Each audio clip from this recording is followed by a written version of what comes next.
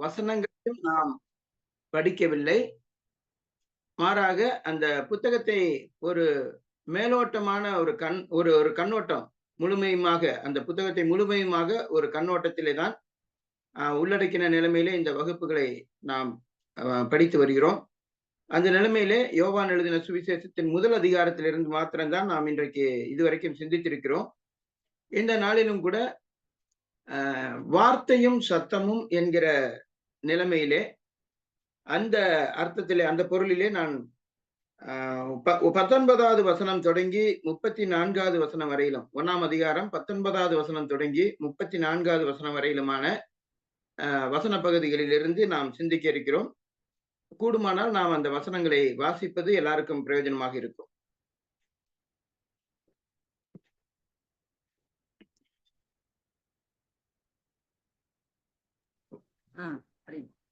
எருசலேமில் இருந்து யூதர்கள் ஆசாரியரையும் லேவியரையும் யோவானிடத்தில் அனுப்பி, நீர் யார் என்று கேட்டபொழுது அவன் மறுதலியாமல் அறிக்கையிட்டதுமன்றி நான் கிறிஸ்து அல்ல என்றும் அறிக்கையிட்டான். அப்பொழுது அவர்கள், பின்னே யார், நீ எலியாவா என்று கேட்டார்கள். அதற்கு நான் அவன் அல்ல என்றான். நீர் தீர்க்கதரிசியானவனா என்று கேட்டார்கள். அதற்கும் அல்ல என்றான். அவர்கள் பின்னும் அவனை நோக்கி, நீ யார், எங்களை அனுப்பினவர்களுக்கு நாங்கள் உத்தரவு சொல்லும்படிக்கு உம்மை குறித்து என்ன சொல்லுகிறீர் என்று கேட்டார்கள். அதற்கு அவன், கர்த்தருக்கு வழியை செவ்வை பண்ணுங்கள் என்று ஏசாயா தீர்க்கதரிசி சொன்னபடியே நான் வனாந்தரத்திலே கூப்பிடுகிறவனுடைய சத்தமாய் இருக்கிறேன் என்றான். அனுப்பப்பட்டவர்கள் பரிசேயராயிருந்தார்கள். அவர்கள் அவனை நோக்கி, நீர் கிறிஸ்துவும் அல்ல, எலியாவும் அல்ல, தீர்க்கதரிசியானவரும் அல்லவென்றால் ஏன் ஞானஸ்நானம் கொடுக்கிறீர் என்று கேட்டார்கள். யோவான் அவர்களுக்கு பிரதியுத்தரமாக, நான் ஜலத்தினாலே ஞானஸ்நானம் கொடுக்கிறேன். நீங்கள் அறியாதிருக்கிற ஒருவர் உங்கள் நடுவிலே நிற்கிறார். அவர் எனக்கு பின் வந்தும் என்னிலும் மேன்மை உள்ளவர். அவருடைய பாதரட்சியின் வாரை அவிழ்ப்பதற்கும் நான் பாத்திரன் அல்ல என்றான். இவைகள் யோர்தானுக்கு அக்கறையில் யோவான் ஞானஸ்நானம் கொடுத்த பெத்தாபராவிலே நடந்தன. மறுநாளிலே யோவான் இயேசுவை தன்னிடத்தில் வர கண்டு, இதோ உலகத்தின் பாவத்தை சுமந்து திருக்கிற தேவ ஆட்டுக்குட்டி, எனக்கு பின் ஒருவர் வருகிறார். அவர் எனக்கு முன்னிருந்தபடியால் என்னிலும் மேன்மை உள்ளவர் என்று நான் சொன்னேனே, அவர் இவர்தான். நானும் இவரை அறியாதிருந்தேன். இஸ்ரவேலுக்கு வெளிப்படும் பொருட்டாக நான் ஜலத்தினாலே ஞானஸ்நானம் கொடுக்க வந்தேன் என்றான். பின்னும் யோவான் சாட்சியாக சொன்னது, ஆவியானவர் புறாவை போல வானத்திலிருந்து இறங்கி இவர் மேல் தங்கினதை கண்டேன். நானும் இவரை அறியாதிருந்தேன். ஆனாலும் ஜலத்தினால் ஞானஸ்நானம் கொடுக்கும்படி என்னை அனுப்பினவர், ஆவியானவர் இறங்கி யார் மேல் தங்குவதை நீ காண்பாயோ அவரே பரிசுத்த ஆவியினால் ஞானஸ்நானம் கொடுக்கிறவர் என்று எனக்கு சொல்லி இருந்தார். அந்தபடியே நான் கண்டு இவரே தேவனுடைய குமாரன் என்று சாட்சி கொடுத்து வருகிறேன் என்றான். யோவானுடைய சாட்சியை குறித்து நாம் இந்த பகுதியில படிக்கிறோம். கர்த்தராகிய இயேசு கிறிஸ்துவுக்கு முன்னோடியாக வந்த யோவான் ஸ்நானகன் ஆண்டவராகிய இயேசு கிறிஸ்துவை குறித்து இந்த பகுதியிலே கொடுத்த சாட்சியை நாம் இந்த பகுதியிலே கவனிக்கிறோம். இந்த பகுதியிலே நாம் பார்க்கும் பொழுது இந்த முதல் அதிகாரம் முழுவதிலுமே ஆண்டவராகிய இயேசு கிறிஸ்துவை இஸ்ரவேலுக்கும் அறிமுகம் செய்யக்கூடிய வகையிலே அனுப்பப்பட்ட தூதனாக தீர்க்கதரிசியாக இருந்தவன் தான் யோவான் ஸ்நானகன். யோவான் ஸ்நானகனை குறித்து நாம் படிக்கும் பொழுது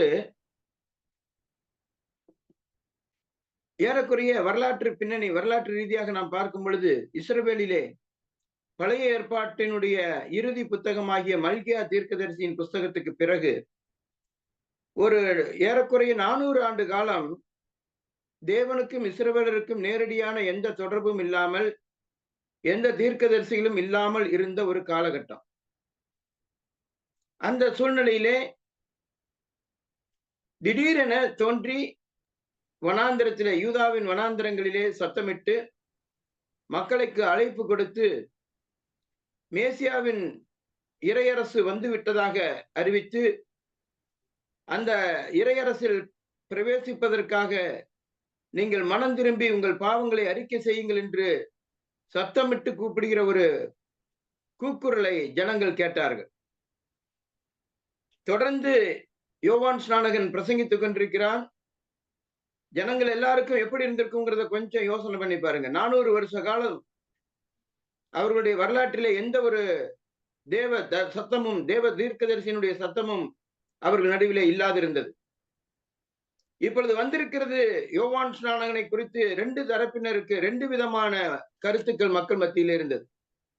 அவரை தீர்க்கதரிசியாக தேவனால் அனுப்பப்பட்ட மனுஷனாக பார்த்தவர்கள் ஒரு சாரார் இருந்தார்கள். ஒரு சாரார் அவரை தீர்க்கதரிசியாக யோவான் ஸ்நானகனை ஏற்றுக்கொள்ளாதவர்கள் ஒரு பக்கம் இருந்தார்கள். அதாவது தேவனால் அனுப்பப்பட்ட மனுஷனாக அவனை அவர்கள் பார்க்கவில்லை. காரணம், தங்களை ஒரு ஆவிக்குரிய நிலைமையிலே தன்னிறைவு உடையவர்களாகவும் தங்களுடைய சுய பக்தியினாலும் சுய நடக்கையினாலும் தாங்கள் தேவனுக்கு முன்பாக நீதிமான்களாக இருப்பதாக எண்ணிக்கொண்டிருந்த ஒரு கூட்டம் அந்த நாட்களிலே இருந்தார்கள். ஆகவே அந்த மக்கள் யோவான் ஸ்நானகனுடைய வார்த்தைக்கு கீழ்ப்படிந்து தங்களை பாவிகளாக அறிக்கையிட்டு தேவனுக்கு முன்பாக தங்களை தாழ்த்தவோ யோவானாலே ஞானஸ்நானம் பெறவோ அவர்கள் விரும்பவில்லை.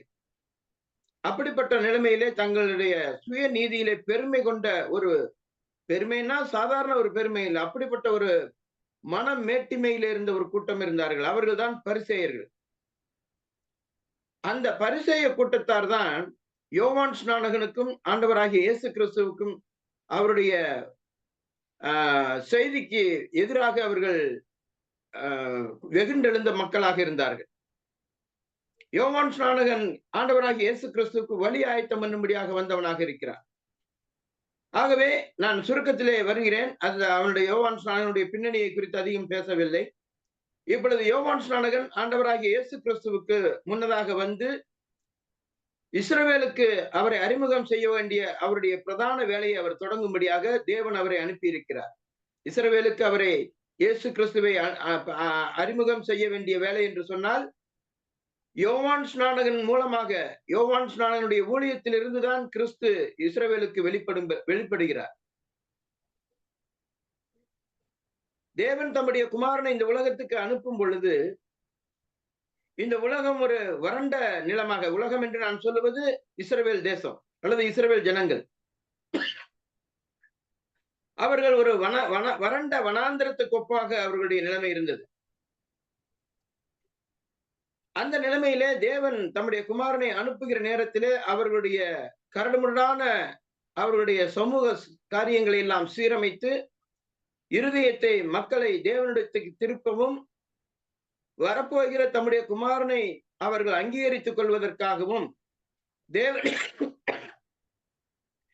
தேவன் தம்முடைய தீர்க்கதரிசியை அனுப்பியிருந்தார்.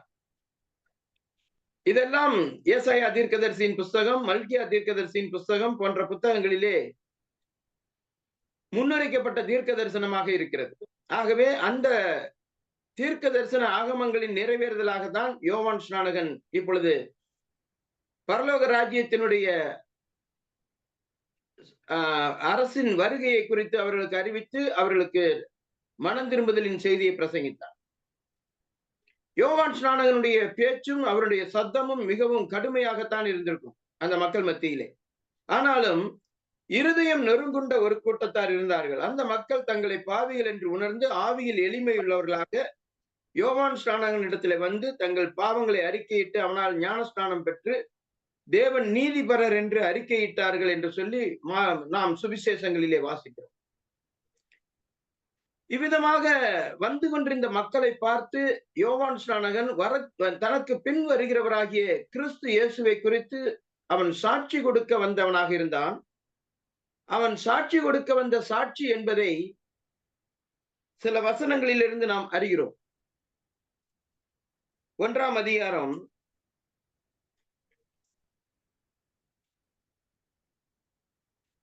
7வது வசனம் மற்றும் 8வது வசனம். அவன் தன்னால் எல்லாரும் விசுவாசிக்கும்படி அந்த ஒளியை குறித்து சாட்சி கொடுக்க சாட்சியாக வந்தான். அவன் அந்த ஒளி அல்ல, அந்த ஒளியை குறித்து சாட்சி கொடுக்க வந்தவனாயிருந்தான். மறுபடியும் நாம் 15வது வசனத்தில் வாசிக்கிறோம். அங்கேயும் அவர் சாட்சி கொடுக்கிறதை நாம் பார்க்கிறோம். இப்படி யோவான் ஸ்நானகன் சாட்சி கொடுத்ததை குறித்து ஆண்டவராகிய இயேசு கிறிஸ்து சொல்லுகிறார். பின்னாட்களில் மறுபடியும் யோவான் இதை உறுதிப்படுத்தும்படியாகவும் சொல்லுகிறான். 3ஆம் அதிகாரம் 28வது வசனத்திலே, நான் கிறிஸ்துவல்ல, அவருக்கு முன்னாக அனுப்பப்பட்டவன் என்று நான் சொன்னதற்கு நீங்களே சாட்சிகள் என்று சொல்லுகிறார். ஆகவே ஆண்டவராகிய இயேசு கிறிஸ்துவை குறித்து சாட்சி கொடுக்கும்படியாக வந்தவராக இருக்கிறார். சாட்சி என்ற வார்த்தை ரொம்ப முக்கியமானது. ஒரு ஒரு ஒரு ஒரு மெய்ப்பொருளை, ஒரு சத்தியத்தை உறுதிப்படுத்துவதற்கு சாட்சி ரொம்ப அவசியமாக இருக்கிறது. என்னதான் ஒரு உண்மை பொருள் இருந்தாலும் கூட அந்த உண்மையை நிலைநிறுத்துவதற்கு சாட்சிகள் அவசியமாக இருக்கிறது. இது நீதிமன்றத்திலே மனித வழக்கத்தின்படியாகவும், வேதாகமத்திலே தேவனுடைய சட்டங்களிலும் கூட இது சொல்லப்பட்டிருக்கிறது. ஆகவே தேவன் தம்முடைய குமாரனை குறித்து சாட்சி கொடுக்கும்படியாக யோவான் ஸ்நானகனை அனுப்பியிருந்தார். யோவான் ஸ்நானகன் சொன்ன சில சாட்சிகளை, கிறிஸ்துவை குறித்து சொன்ன சாட்சிகளை நாம் இன்றைக்கு படிக்க இருக்கிறோம். முதலாவதாக அவன் கொடுத்த சாட்சி என்ன? இதற்கு முன்னமே நாம் சிந்தித்த ஒரு வசனம் தான் 1ஆம் அதிகாரம் 4வது வசனம். அவர் சொல்லுகிற முதல் சாட்சி, இயேசுவே மெய்யான ஒளியாயிருக்கிறார் என்று சாட்சி கொடுத்தார். இயேசு கிறிஸ்து இந்த உலகத்துக்கு ஒளியாக இருக்கிறார். ஒளி என்று சொல்லும் பொழுது ஆத்மீகமான நிலைமையிலே மக்களுக்கு வெளிச்சம் தேவையாக இருக்கிறது. அந்த வெளிச்சம் வழிகாட்டி ஆவிக்குரிய ஜீவனின் பாதைக்கு தேவையான வெளிச்சத்தை தரக்கூடியவர், ஆத்மீக ஒளியாக இருக்கக்கூடியவர் கிறிஸ்து என்பதை குறித்து முதலாவது அவர் அறிவிக்கிறார். இந்த ஒளி இந்த உலகத்துக்கு வராதிருந்தால் இந்த உலகம் முழுவதும் இருளிலே இருந்திருக்கும். நீங்களும் நானும் இன்றைக்கு இந்த வெளிச்சத்தை கண்டடைவதற்கு காரணம் கிறிஸ்து மெய்யான ஒளியாக இந்த உலகத்துக்கு வந்ததுதான். உலகத்திலே வந்து எந்த மனுஷனையும் பிரகாசிப்பிக்கிற மெய்யான ஒளியாக அவர் இருக்கிறார். அந்த ஒளி உலகத்திலே வந்து கொண்டிருக்கிறது. அந்த ஒளியினாலே நாம் வெளிச்சம் பெற்றிருக்கிறோம்.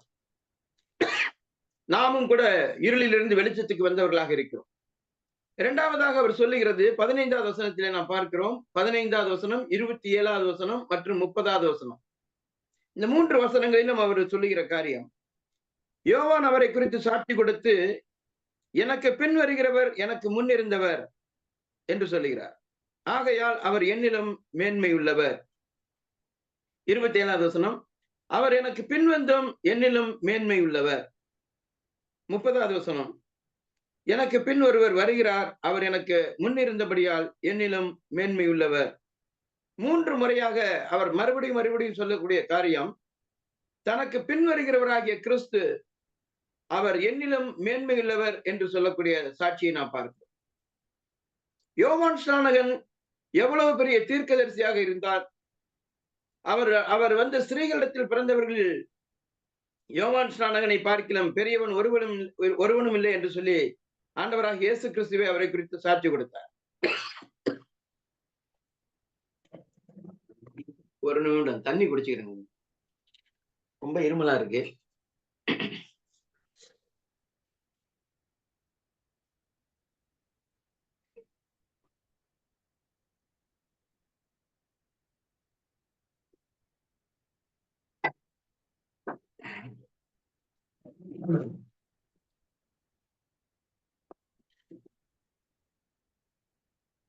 அப்ப இயேசு கிறிஸ்துவை குறித்து அவர் சொன்ன சாட்சி, எனக்கு முன்னிருந்தவர்.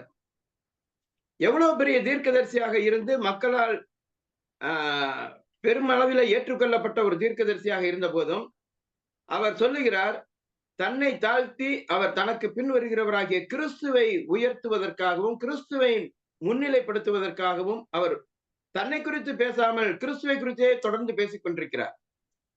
நம்ம எல்லாருக்கும் தெரிந்த ஒரு காரியம், யோவான் ஸ்நானகன் தன்னையும் கிறிஸ்துவையும் ஒப்பிட்டு சொன்ன ஒரு வார்த்தை, நான் சிறுகவும் அவர் பெருகவும் வேண்டும். நான் சிறுகவும் அவர் பெருகவும் வேண்டும். இதுதான் யோவான் ஸ்நானகனுடைய மனதில் இருந்த சிந்தை. இந்த சிந்தையோடு கூட யோவான் ஸ்நானகன் ஊழியம் செய்தார். ஆகவே யோவான் ஸ்நானகன் இயேசு கிறிஸ்துவை குறித்து கொடுத்த 2வது சாட்சி, எனக்கு பின் வருகிறவர் எனக்கு முன்னிருந்தவர். இந்த உலகம் யாரும் அறியாத ஒரு சத்தியத்தை அவர் அங்கே சொல்லுகிறார், எனக்கு பின் வருகிறவர் எனக்கு முன் இருந்தவர். இது மனித அறிவின்படி பார்த்தாக்க கொஞ்சம் முரண்பாடா தோணும்.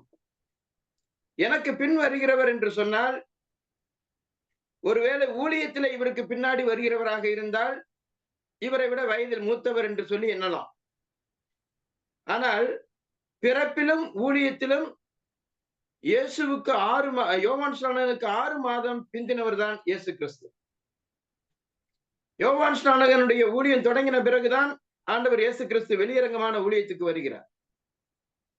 ஆகவே எனக்கு பின் வருகிறவர் என்று சொல்லும் பொழுது அவருடைய பிறப்பிலும் கூட யோவான் ஸ்நானகனை விட இயேசு கிறிஸ்து 6 மாதம் பிந்தி பிறந்தவர் தான். ஆனாலும் அவர் சொல்லுகிறார், எனக்கு பின் வருகிறவர் எனக்கு முன் இருந்தவர். எனக்கு முன் இருந்தவர் என்று சொல்லும் பொழுது அவர் சொல்லுகிற அந்த வார்த்தையானது அவருடைய நித்தியத்துவத்தை குறித்து அவர் பேசுகிறார். அவர் தேவகுமாரன் என்பதை அவர் முன்னமே இருந்தவர் என்பதை யோவான் ஸ்நானகனுக்கு முந்தி அவர் இருக்கிறவராக இருக்கிறார் என்பதை அவர் சொல்லுகிறார். அதாவது யோவான் ஸ்நானகன் மூலமாக கிறிஸ்துவினுடைய தெய்வீகம் கொஞ்சம் கொஞ்சமாக வெளிக்கொணரப்படுகிறது. கிறிஸ்துவை குறித்து அவன் சொல்லுகிற அந்த சாட்சியானது ஒவ்வொன்றிலும் அவர் தேவனுடைய குமாரன், அவர் தேவனாக இருக்கிறார் என்பதை தேவன் அவரை கொண்டு சாட்சி கொடுக்கிறார். முதலாவதாக ஒளி என்று சொன்னார். எல்லாருக்கும் வெளிச்சம் கொடுக்கக்கூடிய ஆத்மீகமான வெளிச்சம், அத்தியாவசியமான வெளிச்சம். அவர் இல்லாமல் ஆத்மீக வெளிச்சம் இல்லை என்கிறதை அவர் சொல்லுகிறார். இரண்டாவதாக சொல்லும் பொழுது அவர் என்னிலும் மேன்மையுள்ளவர் என்று சொல்லுகிறார். ஏன் அவர் என்னிலும் மேன்மையுள்ளவர் என்று சொல்கிறார் என்றால், அவர் எனக்கு முன்னிருக்கிறவர். நான் மாம்சத்திலே பிறந்து மனிதனாக வருவதற்கு முன்னிருந்தே அவர் இருக்கிறவர் என்கிற அர்த்தத்திலே அவர் சொல்லுகிறார். அவருடைய தெய்வீகத்தின் நித்திய இருப்பு தன்மையை அவர் உணர்ந்து பேசுகிறார். இதெல்லாம் அவர் தீர்க்க தரிசனமாக தான் சொல்லுகிற ஒரு காரியமாக இருக்கிறது. மூன்றாவதாக அவர் சொல்லுகிறது 1ஆம் அதிகாரம் 29வது வசனம் மற்றும் 36வது வசனங்கள்.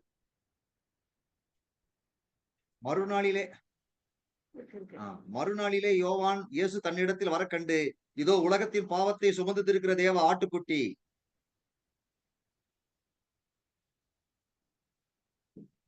36வது வசனத்திலும் அவ்விதமாகவே சொல்லுகிறார். மறுநாளிலே யோவானும் அவனுடைய சீஷர்கள் 2 பேரும் இருக்கும்போது இயேசு நடந்து போகிறதை அவன் கண்டு, இதோ தேவ ஆட்டுக்குட்டி என்றான். மூன்றாவதாக அவர் சொல்லுகிற காரியம் தேவ ஆட்டுக்குட்டி. இந்த வார்த்தை எந்த ஒரு விளக்கமும் சொல்ல தேவையில்லை. அந்த மக்களுக்கு எளிதாக விளங்கக்கூடிய ஒரு வார்த்தையாக இருக்கிறது. இவ்விதமாக எளிமையான வார்த்தைகளை கொண்டுதான் கிறிஸ்துவை அவர் அறிமுகப்படுத்துகிறார். ஆட்டுக்குட்டி என்று சொல்லும் பொழுது அது பஸ்காவுக்கான ஆட்டுக்குட்டியை அந்த நாட்களிலே அவர்கள் அடிப்பிக்கக்கூடிய ஒரு பஸ்காவை அடிக்கக்கூடிய ஒரு நேரமாக இருந்தது. பஸ்கா பண்டிகை நேரத்திலே பண்டிகையை ஒட்டி அறிமுகமாக இருக்கிற அல்லது பண்டிகையை ஒட்டி அறியப்பட்டிருக்கிற ஒரு காரியத்தை அவர்களுக்கு எடுத்து உதாரணமாக காண்பித்து, இதோ தேவ ஆட்டுக்குட்டி என்று சொல்லுகிறார். சாதாரணமாக ஆட்டுக்குட்டியை நாம் பலி செலுத்துவது வழக்கம். இதோ தேவ ஆட்டுக்குட்டி என்று அவர் சொல்லுகிறார். வெறுமனே தேவ ஆட்டுக்குட்டி என்று சொல்லாமல் உலகத்தின் பாவத்தை சுமந்து தீர்க்கிற தேவ ஆட்டுக்குட்டி என்று சுட்டி காட்டுகிறார். நான் சொல்லுகிற இந்த வார்த்தைகள் எல்லாவற்றுக்கும் முன்னதாக ஒரு காரியத்தை சொல்ல வேண்டும்.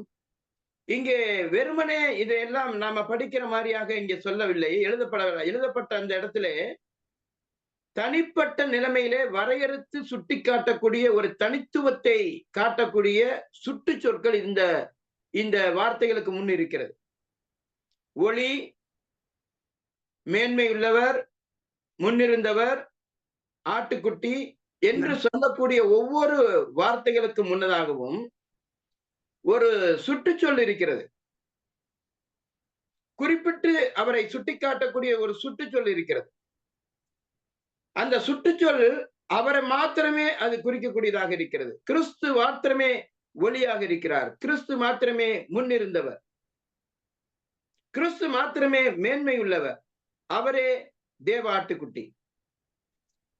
இவ்விதமாக யோவான் அழுத்தம் கொடுத்து அவரை மாத்திரமே அடையாளப்படுத்தக்கூடிய சுட்டு சொற்களோடு இந்த வார்த்தைகள் எல்லாம் பயன்படுத்தப்பட்டிருக்கிறது. நாம மொழிபெயர்ப்பில் படிக்கும் பொழுது நமக்கு அவ்வளவு தூரம் அந்த அழுத்தம் கொடுக்கப்பட்டிருப்பது ஒருவேளை தெரியாமல் போகலாம். அதனாலதான் நான் சொன்னேன், இயேசு கிறிஸ்துவை குறித்து சாட்சி கொடுக்கிற யோவான் ஸ்நானகன் அவரை குறித்து துல்லியமான நிலைமையிலே சுட்டி காட்டினான். அப்ப மூன்றாவதாக அவர் சொல்லக்கூடிய காரியம் தேவ ஆட்டுக்குட்டி என்று சொல்லும் பொழுது உலகத்தின் பாவத்தை சுமந்து தீர்க்கிற தேவ ஆட்டுக்குட்டி. இவர் ஒருவரே உலகத்தின் இரட்சகர் என்பதை அவர்கள் சொல்லுகிறார். இஸ்ரவேல் ஜனங்கள் பஸ்காவை முதல் முறையாக ஆசரித்த அந்த நினைவு கூறுதலின் பண்டிகையாகத்தான் பஸ்கா ஆசரிப்பிருந்தது. அவர்கள் எத்தனை காலங்கள் பஸ்காவை ஆசரித்தாலும் அவர்களுக்கு நினைவுக்கு வரக்கூடிய பஸ்காவினுடைய முதல் நினைவு கூறுதல் என்னன்னு சொன்னால், தங்களுடைய முற்பிதாக்கள் எகிப்திலே அடிமைகளாய் இருந்து அந்த அடிமைத்தனத்திலிருந்து விடுதலை அடைந்ததுதான் அவர்களுடைய சிந்தனையிலே இருக்கும். காலாகாலமாக தங்களுடைய பிள்ளைகளுக்கு இந்த ஆராதனையின் கருத்து ஏதென்று கேட்டால், நீ உன் பிள்ளைகளுக்கு இப்படி சொல்ல வேண்டும் என்று சொல்லி தேவன் கற்பித்திருந்தார். ஆகவே மக்களுக்கு தேவ ஆட்டுக்குட்டி என்று சொன்ன மாத்திரத்திலே ரட்சிப்பு மனதிலே வரும், விடுதலை மனதிலே வரும். அந்த ரட்சிப்பும் விடுதலையும் தரக்கூடியவர் கர்த்தராகிய இயேசு கிறிஸ்து என்று இங்கே சுட்டி காண்பிக்கப்படுகிறார். இரட்சகராக, மீட்பராக, விடுதலையாளராக கிறிஸ்து சுட்டி காண்பிக்கப்படுகிறார். இதோ தேவ ஆட்டுக்குட்டி, ஒரு மெய்யான ஆட்டுக்குட்டி, மெய்யான இரட்சகர். ஒரு மனிதனை காண்பித்த ஆட்டுக்குட்டி என்று சொல்லும் பொழுது அதுல அநேகம் பொருள் புரியும். வழக்கமாக நாம் செலுத்தப்படுகிற இந்த பலி மிருகங்களாகிய மிருகங்களே நமக்கு ரட்சிப்பை தர முடியாது. அது ஒரு உண்மையான மீட்பல்ல. ஒரு ஆத்மீகமான மீட்புக்கான இரட்சகர் ஒரு ஆட்டுக்குட்டியாக கிறிஸ்து இங்கே வந்திருக்கிறார் என்பதை சுட்டிக்காட்டுகிறார்.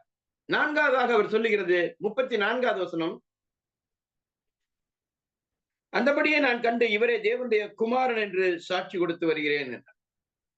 நேரடியாக இங்கே சொல்லிவிட்டார், இங்கே நேரடியாக வந்து விட்டார். இதுவரைக்குமாக அவருடைய குணாதிசயங்களை, அவருடைய பண்புகளை எல்லாம் சொல்லிக் கொண்டு வந்தவர் இப்பொழுது நேரடியாக அவருடைய ஆழ்த்தன்மையை சுட்டிக்காட்டும்படியான பெயரை அங்கே பயன்படுத்துகிறார். இதோ இவரே தேவனுடைய குமாரன் என்று நான் சாட்சி கொடுத்து வருகிறேன் என்றார். தேவனுடைய குமாரன் என்று சாட்சி கொடுத்து வருகிறேன் என்கிற அந்த சொற்பதமானது ஒரு முறை அல்ல, தொடர்ந்து இயேசுவை தேவனுடைய குமாரன் என்று பலமுறை, ஒன்றுக்கு மேற்பட்ட பலமுறை அவர் தொடர்ந்து அறிவித்துக் கொண்டே இருந்தார் என்பதை காட்டுகிறார். இந்த சாட்சிகளை எல்லாம் இயேசுவை குறித்த இந்த சாட்சிகளை எல்லாம் யோவான் தொடர்ந்து சொல்லிக் கொண்டிருக்கிறார். அவர் வருவதற்கு முன்னதாக இருந்தே அவர் வரப்போகிறவரை குறித்து சொல்லிக் கொண்டார். எனக்கு பின் ஒருவர் வருகிறார், எனக்கு பின் ஒருவர் வருகிறார் என்று சொல்லிக் கொண்டிருந்தே இருந்தார். அவர் வந்த பொழுதோ, இதோ நான் சொல்லிக் கொண்டிருந்தேன் அல்லவா, அவர் இவர்தான் என்று சுட்டி காட்டிவிட்டார். ஆகவே ஆண்டவராகிய இயேசு கிறிஸ்துவை குறித்து இவ்விதமான சாட்சியை பலமாய் சொல்லிக் கொண்டிருக்கிற இந்த செய்தியானது காட்டு தீ போல எங்கும் பரவி கொண்டிருந்த நேரத்திலே தான் இறையரசு குறித்து ஜனங்களை மனம் திரும்புவதற்காக அழைத்து பேசிய யோவானின் இந்த செய்தியை கேட்ட யூத மக்கள் தூரத்திலிருந்து எருசலேமில் இருந்து சிலரை அனுப்பி, லேவியரையும் ஆசாரியரையும் அனுப்பி இவர் யார் என்று அறியும்படி அவர்கள் ஆட்களை அனுப்பினார்கள். அப்படி வந்தவர்கள் நாம் பார்க்கிறோம், அதைத்தான் நாம் வாசித்தோம் 19வது வசனத்திலே. எருசலேமில் இருந்து யூதர்கள் ஆசாரியரையும் லேவியரையும் யோவானிடத்தில் அனுப்பி நீர் யார் என்று கேட்ட பொழுது, யோவான் ஸ்நானகனை குறித்து அவர்களுக்கு ஒரு கேள்வி எழுந்தது. லூக்கா சுவிசேஷம் 3ஆம் அதிகாரம் 15வது வசனம். லூக்கா சுவிசேஷம் 3ஆம் அதிகாரம்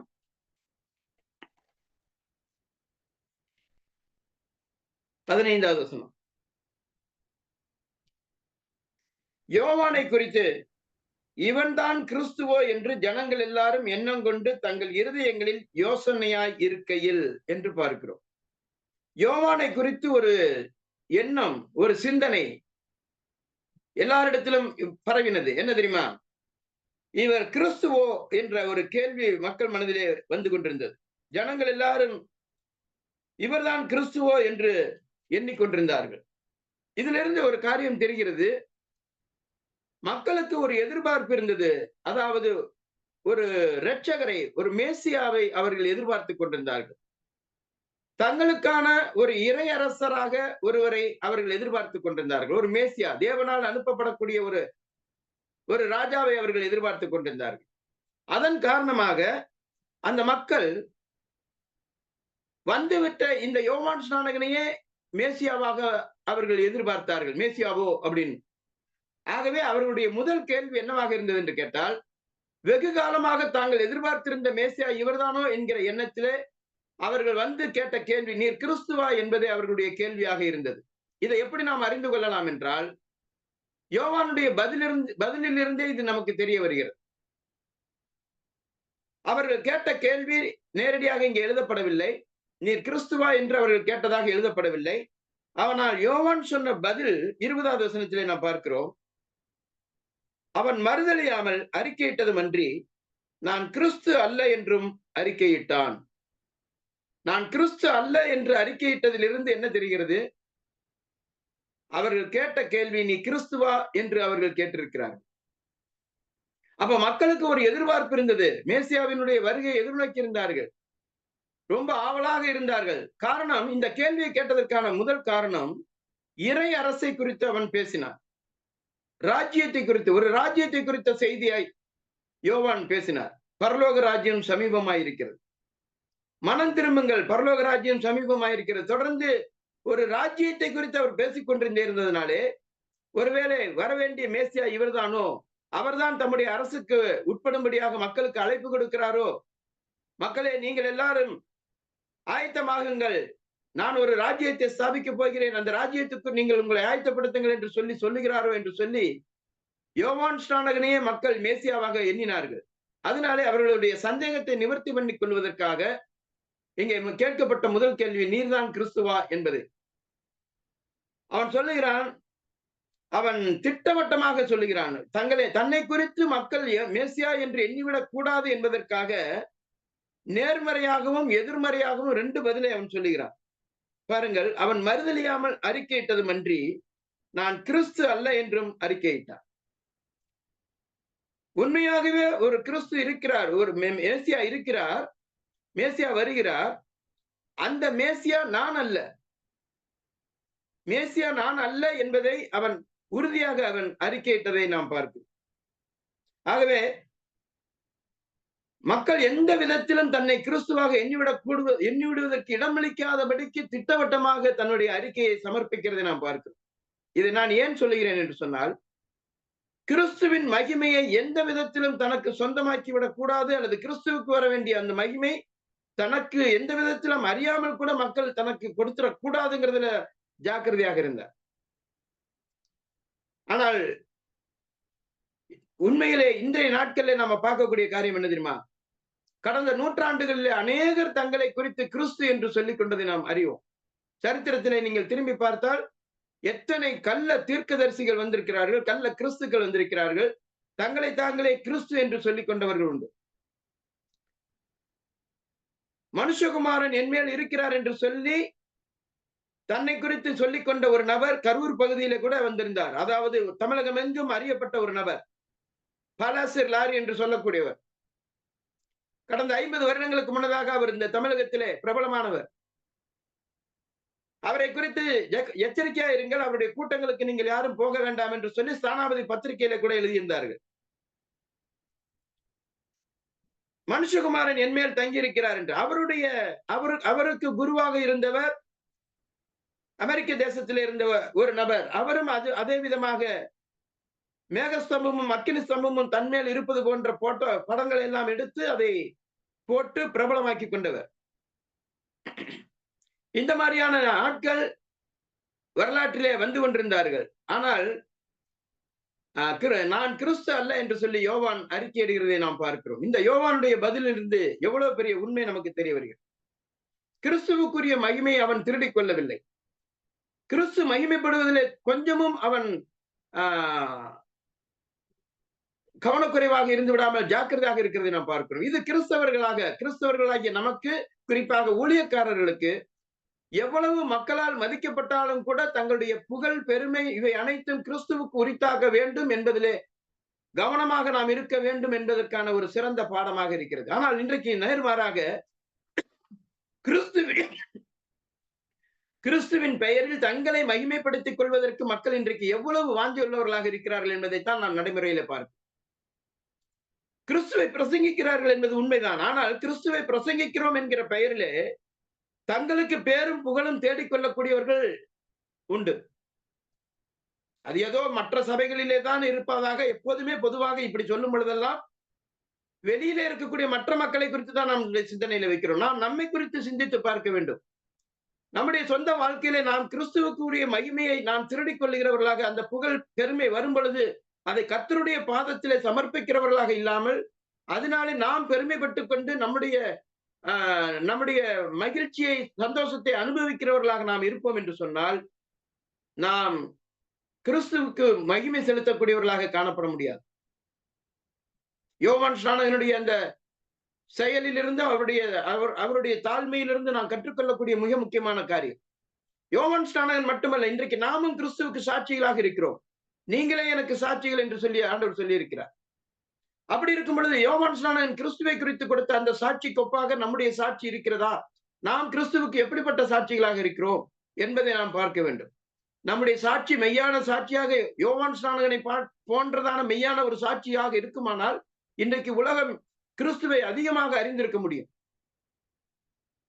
ஏனென்று சொன்னால், இன்றைக்கு கிறிஸ்தவர்கள் கிறிஸ்துவின் பெயராலே தங்களுடைய பேர், புகழ், மகிமை இவைகளை வளர்த்துக் கொள்ளுகிறதன் காரணமாக கிறிஸ்துவுக்கு அவமானம் தான் உண்டாயிருக்கிறது.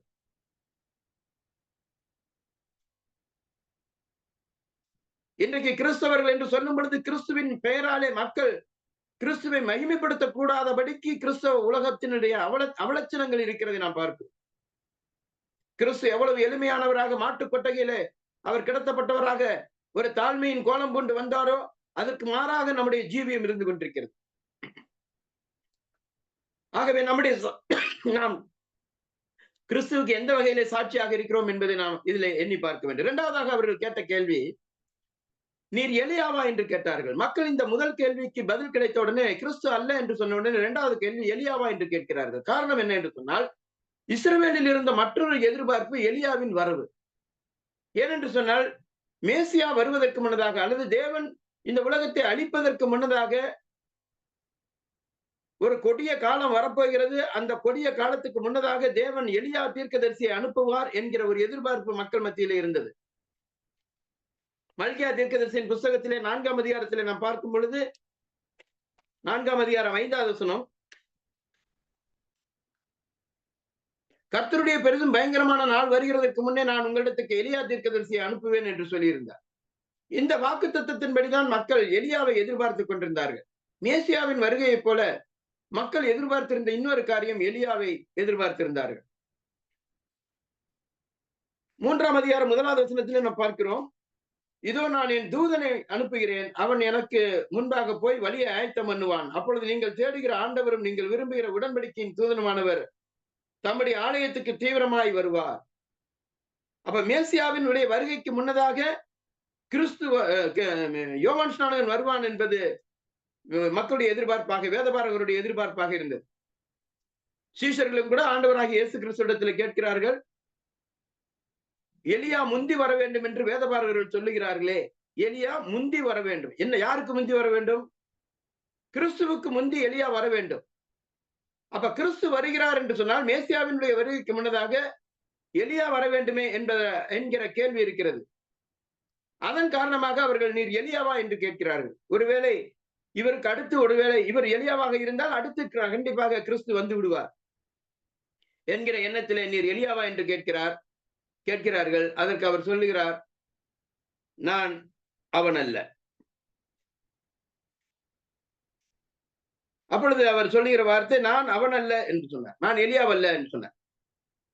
இவர் எலியா அல்ல என்று சொன்னது எலியா தீர்க்கதரிசிக்கு ஒப்பாக தன்னை கருதாமல் அவர் சொல்லுகிறார். என்றாலும் கூட ஒரு வகையிலே கிறிஸ்துவினுடைய கூற்றுப்படியும் தேவதூதனுடைய முன் அறிவிப்பின்படி, அதாவது யோவான் ஸ்நானகனுடைய பிறப்பை பற்றி முன்னறிவித்த தேவதூதனுடைய அறிவிப்பின்படியும் யோவான் ஸ்நானகனின் ஊழியம் மல்கியா தீர்க்க தரிசனத்தின் நிறைவேறுதலாகவே இருந்தது.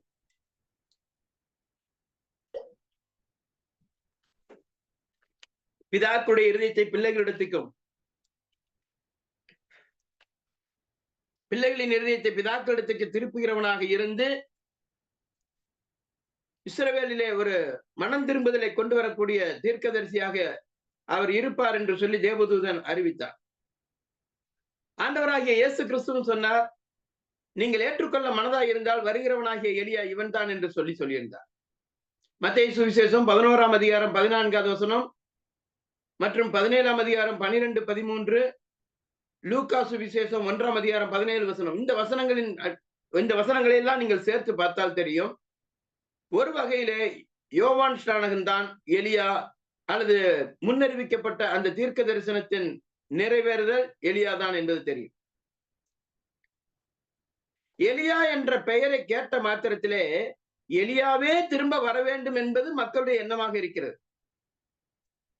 ஆனால் உண்மையிலேயே ஆண்டவருடைய வார்த்தையிலே நாம் பார்க்கிறோம், நீங்கள் ஏற்றுக்கொள்ள மனதாய் இருந்தால் வருகிறவனாகிய எலியா இவன் தான் என்று சொல்லிவிட்டார். எலியா வந்து ஆயிற்று என்று இன்னொரு பக்கம் சொல்லுகிறார். அவனுக்கு தங்கள் வேண்டிய பிரகாரமாக அவர்கள் செய்து விட்டார்கள். இப்படி சொன்ன மாத்திரத்திலே சீஷர்கள் புரிந்து கொண்டார்கள், அவர் யோவான் ஸ்நானகனை குறித்து சொல்லுகிறார் என்று சீஷர்கள் அறிந்து கொண்டார்கள். ஆகவே யோவான் ஸ்நானகன் தான் எலியா தீர்க்கதரிசியாக அங்கு முன்னரைக்கப்பட்ட தீர்க்க தரிசனத்தின் நிறைவேறுதலாக இருக்கிறார் என்பதை நாம் அறிகிறோம். என்றாலும் கூட நான் எலியாவா என்று கேட்டதற்கு, நீ எலியாவா என்று கேட்டதற்கு அவன் நான் எலியா அல்ல என்று சொல்கிறார். ஏனென்றால் அந்த தீர்க்க தரிசனம் இரட்டிப்பான நிலைமையிலே நிறைவேறக்கூடியதாக இருக்கிறது. அந்த நிலைமையிலே தன்னை எலியாவுக்கு ஒப்பிட்டு சொல்லக்கூடிய அளவுக்கும் அவன் தன்னை உயர்த்தவில்லை, தன்னை தாழ்த்திக் கொள்கிறான். அப்ப மூன்றாவதாக அவர்களுக்கு வரக்கூடிய இன்னொரு கேள்வி என்னன்னு சொன்னா, நீர் இறைவாக்கினரா, அதாவது நீர்தான் வரவேண்டிய இறைவாக்கினரா என்று கேட்கிறார்கள். நம்முடைய வேதாகமத்தில் எப்படி இருக்கிறது என்று கேட்டால், நம்முடைய மொழிபெயர்ப்பிலே நீர் 21வது வசனம், நீர் தீர்க்கதரிசியானவரா என்று கேட்டார்கள். இங்க எல்லாம் நான் சொன்ன அந்த சுட்டு சொற்கள் இருக்கிறது. நீர் கிறிஸ்துவா, நீர் எலியாவா, தீர்க்கதரிசியான எலியாவாங்கிறதுக்கு இல்ல, நீர் கிறிஸ்துவா, தீர்க்கதரிசியானவரா. இந்த எலியாவா என்று மேசியாவா கிறிஸ்துவா என்று கேட்டதற்கும் தீர்க்கதரிசியா என்று கேட்டதற்கும் சுட்டுச்சொல் போடப்பட்டிருக்கிறது. ஆனால் எலியாவா என்று கேட்டதற்கு சுட்டுச்சொல் இல்லை. காரணம் என்ன என்று சொன்னால், மேசியா வருவாரானால் மேசியா வருகிறதற்கு அவர்தான் மேசியாவா என்பது தெரிய வேண்டும். ஆனால் மாறாக மேசியா வருகைக்கு முன்னதாக இருக்கக்கூடிய எலியாவா இருப்பாரானால் அதற்கு அது கேள்வி வேண்டியதில்லை. எலியாவாக இருந்தால் வரப்போகிற கிறிஸ்து இருக்கிறார் என்பது தெரிந்துவிடும். ஆகவே கிறிஸ்து வருவதற்கு முன்னோடியாக எலியா இவர்தான் என்பதை அறிந்து கொள்வார்கள்.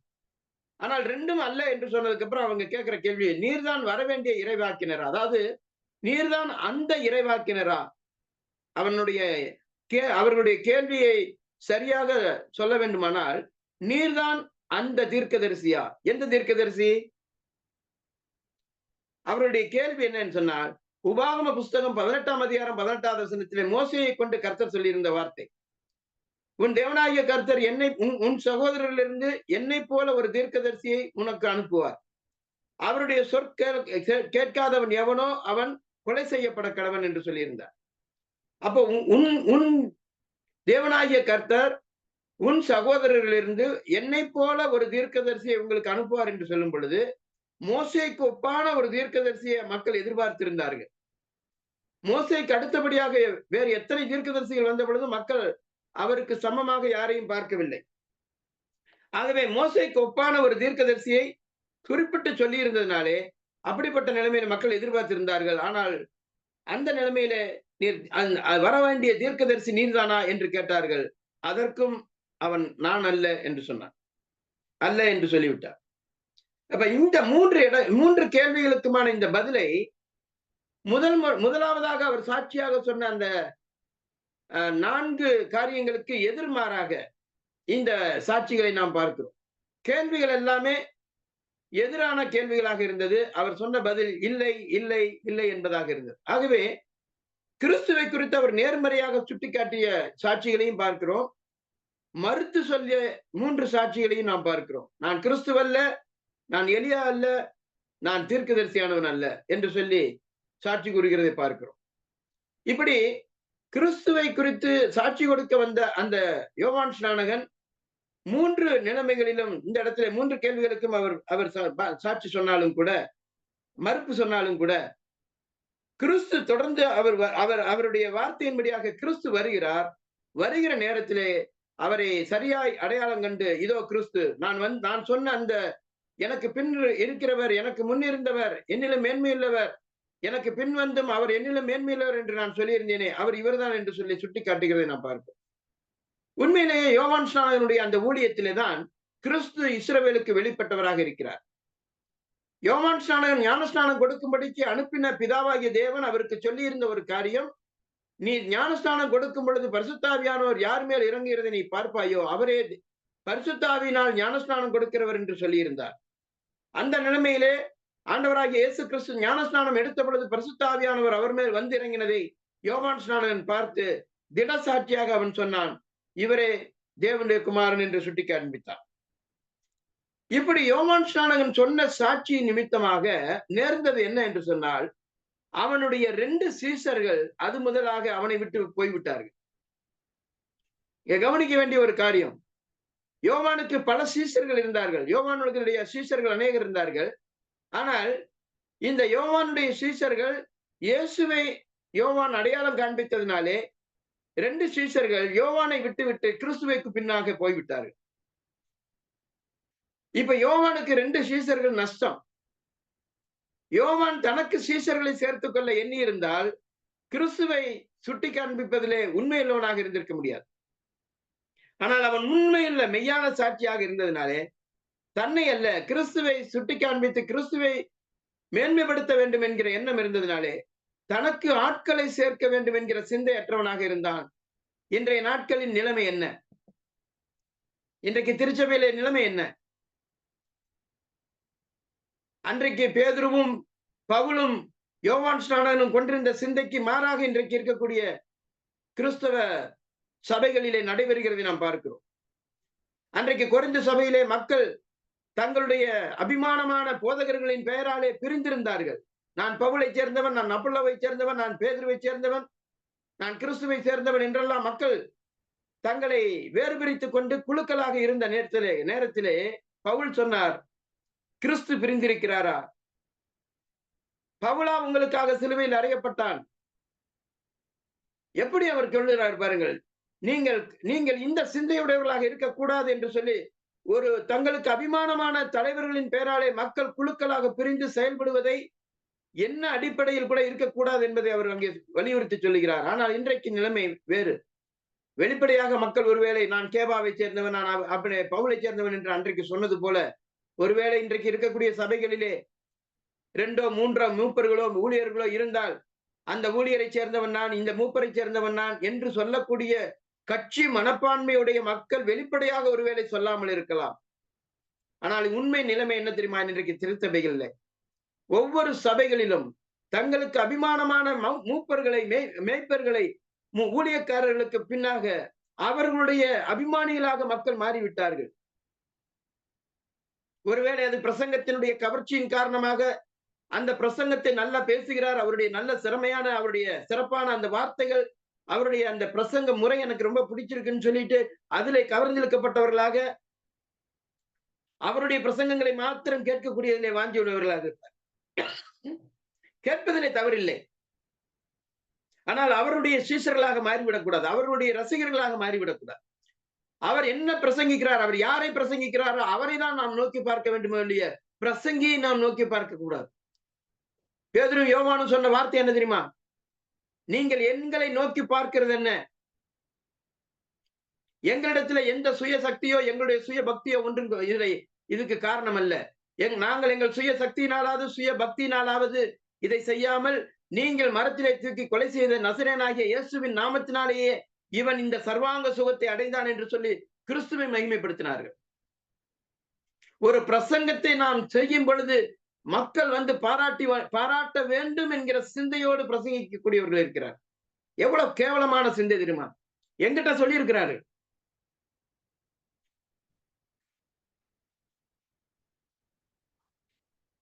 ஒரு செய்தி நல்ல முறையாக இருக்கிறது என்பதனாலே அந்த செய்தியாளரிடத்துல போய் உங்களுடைய செய்தி சிறப்பாக இருந்தது என்று சொல்லுவது பாராட்டுவது தவறல்ல. ஆனால் மக்கள் என் செய்தியை பாராட்ட வேண்டும் என்கிற சிந்தையோடு ஒரு பிரசங்கி இருப்பது தவறு.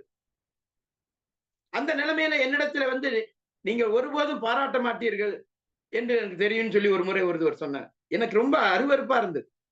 இந்த சிந்தையோடு கூடவா பிரசங்கிப்பது? ஒரு செய்தி நல்லாக இருந்தது என்று சொன்னால் அதன் செய்தியாளரிடத்தில் போய் அவரை பாராட்டி பேசுவதில் தவறு இல்லை. ஆனால் மக்கள் என்னுடைய செய்தியை கேட்டுவிட்டு என்னை பாராட்ட வேண்டும் என்பதற்காக பிரசங்கிக்கிற அந்த எண்ணம் எவ்வளவு கேவலமானது. இப்படிப்பட்ட சிந்தையும் கூட நமக்குள்ளாக இருக்குமானால் எப்படி கிறிஸ்து மகிமைப்பட முடியும்? எப்படி நம்ம மூலமாக கிறிஸ்துவை மகிமைப்படுத்த முடியும்? ஒருவரால் ஒருவர் வருகிற மகிமையை தேடுகிற நீங்கள் எப்படி நீங்கள் என்னை விசுவாசிப்பீர்கள் என்று ஆண்டவர் இயேசு கிறிஸ்து கேட்கிறார். ஆண்டவராகிய இயேசு கிறிஸ்துவுக்கு முன்னதாக நீங்கள் அப்படியானால் நீ யார் என்று அவர்கள் கேட்கிறார். நீ எலியாவும் அல்ல, கிறிஸ்துவும் அல்ல, நீ தீர்க்கதரிசியானவரும் அல்ல, அப்படியானால் நீர் ஏன் ஞானஸ்நானம் கொடுக்கிறீர் என்று கேட்ட பொழுது அவன் சொன்ன ஒரு காரியம் தெரியுமா? நான் வனாந்திரத்தில் கூப்பிடுகிறவனுடைய சத்தமாயிருக்கிறேன். நான் வனாந்திரத்தில் கூப்பிடுகிறவனுடைய சத்தமாயிருக்கிறேன். நீங்களும் நானும் கிறிஸ்துவ வார்த்தையாகிய கிறிஸ்துவனுடைய சத்தமாக இருக்கிறோம். வார்த்தை ஒரு பக்கம் இருக்கிறது, வார்த்தையின் சத்தத்தை நீங்கள் கேட்கிறீர்கள். நான் பேசுகிற என்னுடைய பேச்சினுடைய அந்த செய்தி ஒரு வார்த்தையாக இருக்கிறது. அந்த வார்த்தையை வெளிப்படுத்தக்கூடிய சத்தமாக நான் இருக்கிறேன். உண்மையிலே நான் வாய் திறந்து பேசுவதனால்தானே என்னுடைய வார்த்தைகளின் சத்தத்தை நீங்கள் கேட்கிறீர்கள். நான் யாரை குறித்து பேசிக் கொண்டிருக்கிறேன்? என்னுடைய வார்த்தைகள் யாரை பற்றியதாக இருக்கிறது? அது கிறிஸ்துவை பற்றியதாக நாம் படித்துக் கொண்டிருக்கிறோம். ஆனால் என்னுடைய இந்த காரியங்களை சொல்லிக் கொண்டிருக்கிற என்னுடைய சத்தத்தை நீங்கள் கேட்கிறீர்கள். நான் வெறும் சத்தமாக இருக்கிறேன். நான் சத்தமிடுகிறவனாக இருந்தும் கூட நான் யாரை குறித்து பேசுகிறேன்? கிறிஸ்துவை, வார்த்தையாகிய கிறிஸ்துவை குறித்து நாம் படித்துக் கொண்டிருக்கிறோம், சிந்தித்துக் கொண்டிருக்கிறோம். இதுதான் நாம் எப்போதும் மனதில் நிறுத்த வேண்டிய காரியமாக இருக்கிறது. கிறிஸ்துவே வார்த்தையாக இருக்கிறார். அந்த வார்த்தையினுடைய சத்தமாக நீங்கள் நானும் இருக்கிறோம். கிறிஸ்துவை குறித்து சத்தமிடக்கூடியவர்களாக, கிறிஸ்துவனுடைய சப்தமாக இருந்து கிறிஸ்துவை மக்கள் அறிந்து கொள்வதற்கான சாட்சிகளாக நாம் இருக்க வேண்டும். அதை தவிர்த்து மக்கள் நம்மை நோக்கி வர வேண்டும், மக்கள் நம்மை புகழ வேண்டும், நம்மை பெருமை பாராட்ட வேண்டும், நம்மை உயர்த்த வேண்டும், மக்கள் நம்மை சார்ந்து இருக்க வேண்டும் என்கிற சிந்தை இருக்குமானால் கிறிஸ்துவை நாம் ஒருபோதும் மகிமைப்படுத்த முடியாது. யோவான் ஸ்நானகன் கிறிஸ்துவனுடைய சப்தமாக, சாட்சியாக இருந்தான். வார்த்தையும் சத்தமும் ஒன்று சேர்ந்த நேரம். வனாந்திரத்தில் கூப்பிடுகிற வார்த்தையாக இருந்த யோவான் ஸ்நானகன் இடத்திலே அந்த சத்தத்துக்குரியவராகிய வார்த்தையானவர் வந்து சேர்ந்தார். இங்கே வார்த்தையும் சத்தமும் ஒன்று சேர்ந்த இடத்தை நாம் பார்க்கிறோம்.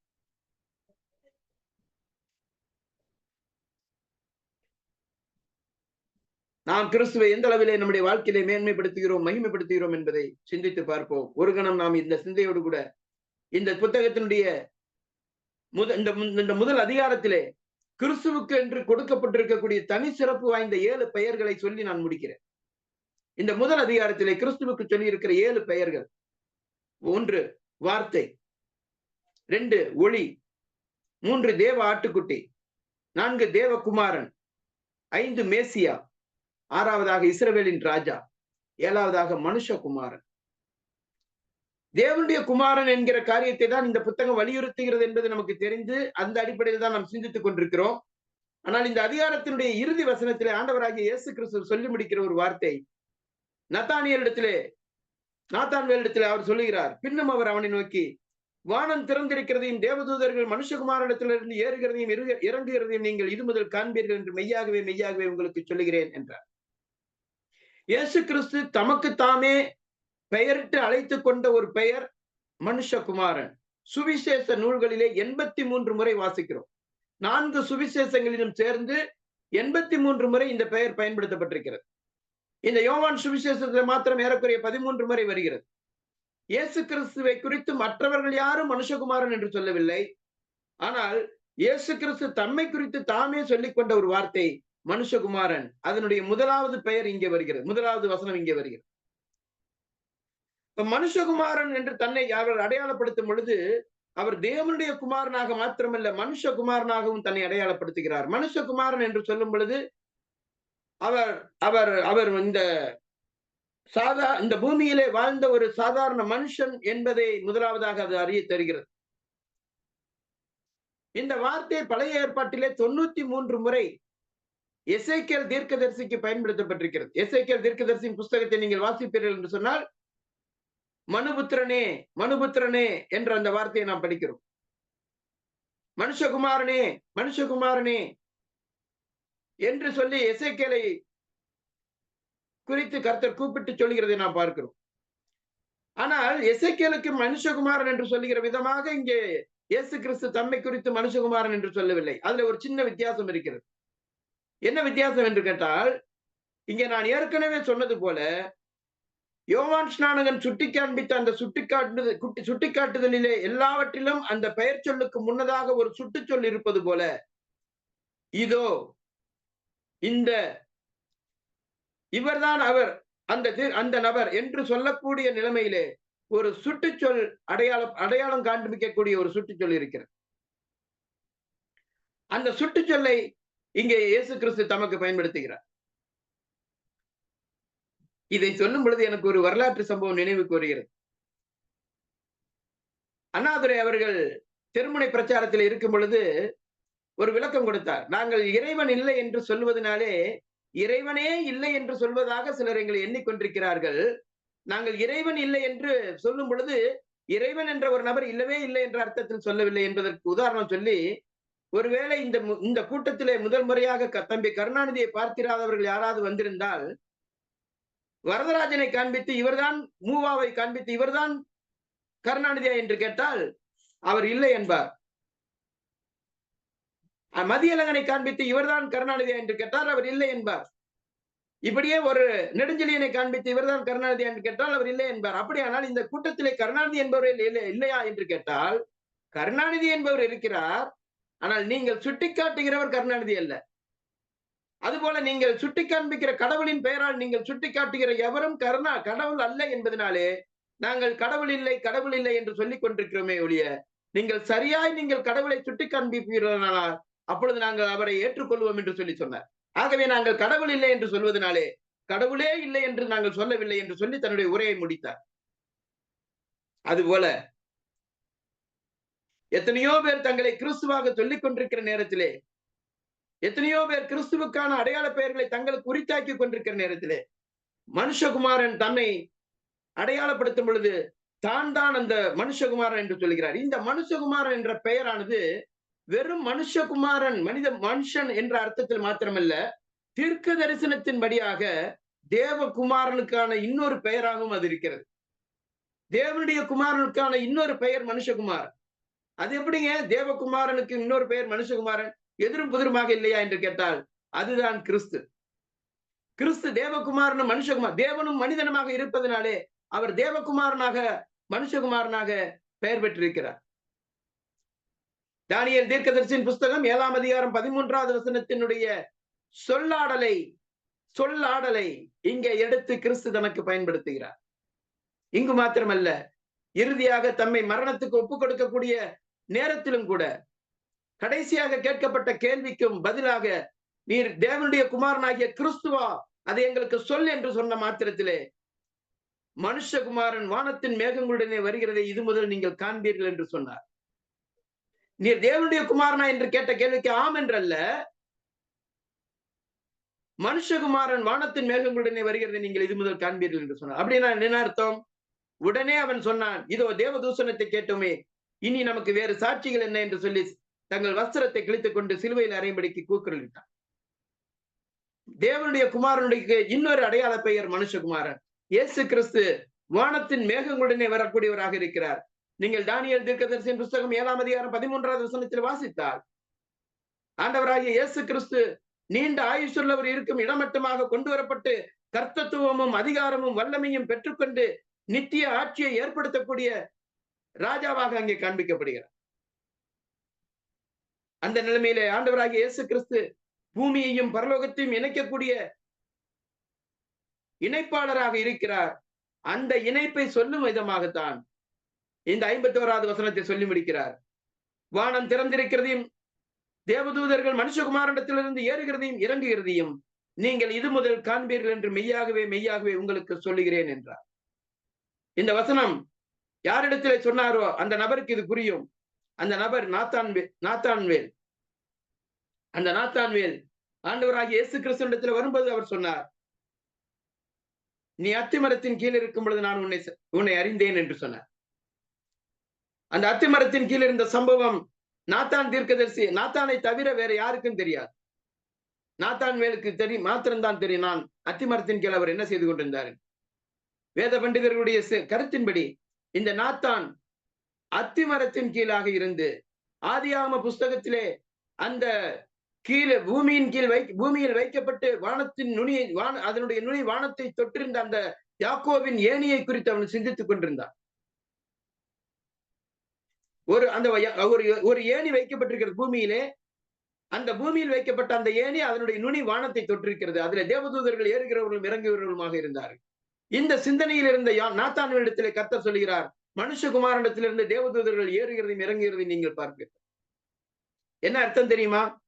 பூமியையும் வானத்தையும் இணைக்கக்கூடிய ஏணியாக கர்த்தராகிய இயேசு கிறிஸ்து இருக்கிறார். அவரே பரலோகத்திலிருந்து இறங்கி வந்தவராக இருக்கிறார். இந்த புத்தகம் முழுவதிலும் யோவான் சுவிசேஷம் முழுவதிலும் நான் வானத்திலிருந்து இறங்கி வந்தவர் என்று ஆண்டவர் இயேசு கிறிஸ்து பலமுறை பேசுகிறார். இறுதியாக இந்த வார்த்தையை மனதில் வையுங்கள். இயேசு கிறிஸ்து இந்த புத்தகத்திலே வானத்திலிருந்து இறங்கி வந்தவர். நான் என் பிதாவினிடத்துக்கு போகிறேன் என்று சொன்னார். நான் பிதாவினிடத்திலிருந்து வந்தவர் என்று சொன்னார். வானத்திலிருந்து இறங்கி வந்த ஜீவாப்பம் என்று சொன்னார். ஆகவே திரும்ப திரும்ப அவர் சொல்லி முடிக்கிறது, வானத்திலிருந்து வந்தவர். வானத்திலிருந்து வந்த மெய்யான தேவகுமாரனாகிய இயேசு கிறிஸ்துவை நாம் இதுவரையிலுமாக பல கோணங்களில் இந்த முதல் அதிகாரத்திலிருந்து சிந்தித்தோம். கர்த்தர் நமக்கு இதுவரையிலும் பாராட்டின கிருபைக்காக, எனக்கு கொடுத்த கிருபைக்காக நான் கர்த்தரை ஸ்தோத்திரிக்கிறேன். கர்த்தருடைய நாமம் மகிமைப்படுவதாக.